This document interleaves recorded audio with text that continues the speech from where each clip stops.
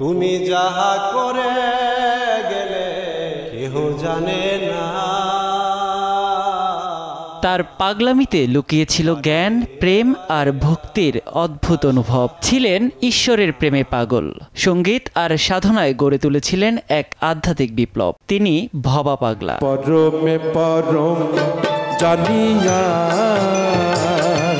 ভবার আসল নাম ভবেন্দ্র মোহন রায়চৌধুরী। ছোট্ট এক জমিদার পরিবারে তার জন্ম। বাবা গজেন্দ্র মোহন রায়চৌধুরী আর মা গয়াসুন্দরী দেবী ছিলেন গভীর ধর্মভীরু আর ভক্তিময় মানুষ। প্রচলিত আছে পরিবারের আধ্যাত্মিক পরিবেশই তার মনে জাগিয়েছে ঈশ্বর ভক্তি।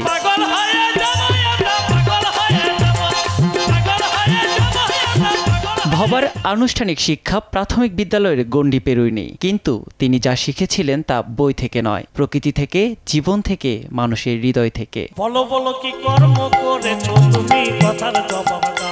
এক আধ্যাত্মিক টানে বাউল ও সাধুদের সংস্পর্শে আসেন ভবা। ধীরে ধীরে সুর, সাধনা আর ভক্তিতে ভরে ওঠে তার জীবন। তার সৃষ্টি হাজারো গানে প্রতিফলিত হয়েছে মানব জীবনের গভীর দর্শন। সাধকের সহজ সরল গানের বাণীতে লুকিয়েছিল অসীম আধ্যাত্মিক বোধ, গভীর চেতনা এবং অবিনাশী সাধনার বিপুল আয়োজন। তোমারই জীবনে ঠকে গেলে তুমি।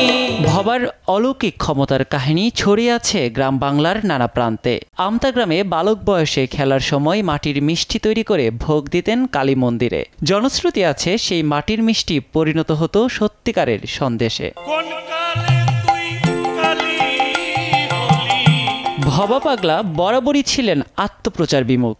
তার মুখের বাণী, খবর হয়ে গেলেই গোবর হয়ে যাব।